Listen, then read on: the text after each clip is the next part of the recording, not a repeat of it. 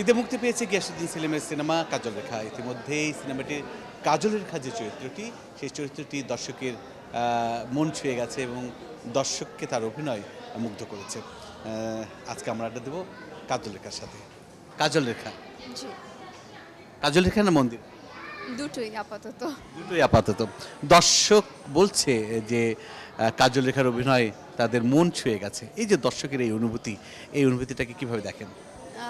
অনুভূতিটা আমি as a নতুন হিসাবে আমি তো প্রথমে খুবই টেনশনে ছিলাম আসলে আমাকে দর্শক কীভাবে গ্রহণ করবে, কিন্তু এতদিন অবধি হল ভিজিটে আমি যতবার গিয়েছি দর্শকের সাথে যতবার আমার সামনাসামনি আমি পড়েছি আমাকে ভীষণভাবে তারা ভালোবেসেছে এবং দর্শকরা হলমুখী হচ্ছে এবং কাজলকে উপভোগ করছে, আমার অভিনয়ের অনেক প্রশংসা করছে। মানে কিছু কিছু দর্শক এমন হয়েছে যে পাগলের মতো ছাড়তেও চাচ্ছিল না, হাত ধরে রেখেছে। আর মানে থাকে না যে আমি তো ওইভাবে বুঝিয়ে বলতে পারবো না আসলে, কিন্তু এই প্রতিক্রিয়া দেখে আসলে অ্যাজ এ নতুন হিসাবে আমার ভীষণ পরিমাণে ভালো লাগছে। মানে তাদের এই ভালোবাসাটা দেখে মনে হচ্ছে আমার আরও অনেক অনেক কাজ করতে হবে। কিছু কিছু মজার ঘটনাও ঘটেছে। গিয়াসউদ্দিন সেলিম বলছে যে তার একটা পান পাতার একটা চেহারা দরকার।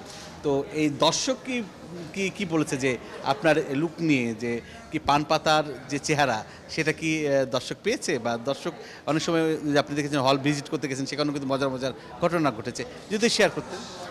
দর্শকের কাছ থেকে পুরোটা পজিটিভ রিভিউ পেয়েছি আমি। তারা আমাকে যখন দেখেছে, স্ক্রিনে দেখেছে, কারণ ওই টাইমে আমি একটু লিটল বিট বাল্কি ছিলাম, ক্যারেক্টারের জন্য আমার হতে হয়েছে। কিন্তু এখন যখন আমাকে দেখছে অনেকে বলছে আপনাকে তো ওখানে দেখলাম যে একটু অন্যরকম, এখানে আবার আবার অনেকে বলছে যে আপনার অভিনয়ের খুবই মুগ্ধতা, একটা স্নিগ্ধ একটা ব্যাপার ছিল কাজল রেখায়। ঠিক আমরা যেভাবে গল্পটা পড়েছি আপনি যে পারফেক্টলি করেছেন, কঙ্কন দাসের সেই খুব দুর্দান্ত করেছে।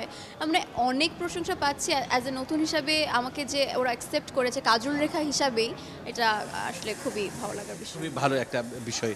আরেকটা বিষয় যে দর্শক তো আপনার অভিনয়ের প্রশংসা করলই, কিন্তু আপনি যখন সিনেমাটিতে শুরু করলেন, শুরু করার যদি গল্পটা আমাদেরকে বলতেন, কীভাবে গিয়াসউদ্দিন সেলিম আপনাকে বেছে নিল, যে হাজার মুখের থেকে এই পানপাতা চেহারাটাকে, পানপাতা মুখকে কীভাবে বেছে নিল? অ্যাকচুয়ালি করোনার সময় যখন করোনা চলছিল আমাদের, তখন আমাদের একটা ইউনিসেফের প্রজেক্ট থাকে যেখানে সেলিম ভাইয়ের সাথে আমার প্রথম কাজ করা হয়। তো ওই মোমেন্টে হচ্ছে সেলিম ভাই আমাকে দেখে এবং দেখেই হচ্ছে কিছুদিন পর আমার অনেক পরীক্ষা নিরীক্ষা করে, কারণ আমার একবারই আসলে অনেকগুলো স্ক্রিপ্ট দিয়েছিল আমাকে, তারপরে অডিশন দিয়েই একদিন আমাকে জানায় যে তোমাকে আমরা কাজল রেখা হিসেবে নিতে চাই। কিন্তু তখন তার আসলে কোনো কোয়েশ্চেন করতে পারেনি যে আমাকে কেন। তো অনেক দিন পর সে বলল যে আমি যখন তোমাকে প্রথম শুটিংয়ে দেখেছিলাম অনেক অবজার্ভ করেছিলাম যে তুমি অনেক শান্ত, অনেক কম কথা বলো, এবং আমরা যে ক্যারেক্টারটা ভাবছি যেরকম একটা মানে একটা ফেস, যেমন উনি বলছে কল্পনা করতে করতে লিখতে যাও, কারণ আমার একটা ফেস আসে তখন তোমার মতো একটা ফেস আমি দেখতে পাই। অনেক নায়িকাই কিন্তু আসেন, আসার পর কিন্তু নায়িকার যে স্বীকৃতি বা দর্শকের কাছ থেকে নায়িকা হওয়ার যে গ্রহণযোগ্যতা, সেটা অনেকে পায় না। কিন্তু আপনি কি মনে করেন যে দর্শকের ভালোবাসায় সেই গ্রহণযোগ্যতা পেয়েছেন?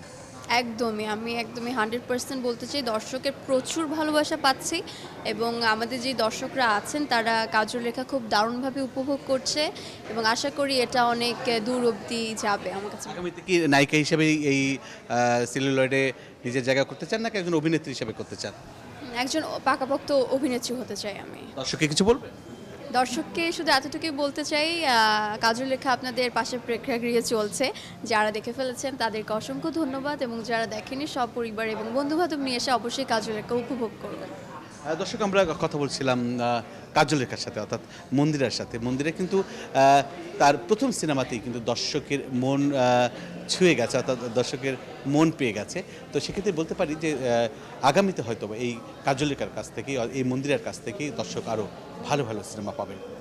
বুলবুল আহমেদ জয়, ৭১, ঢাকা।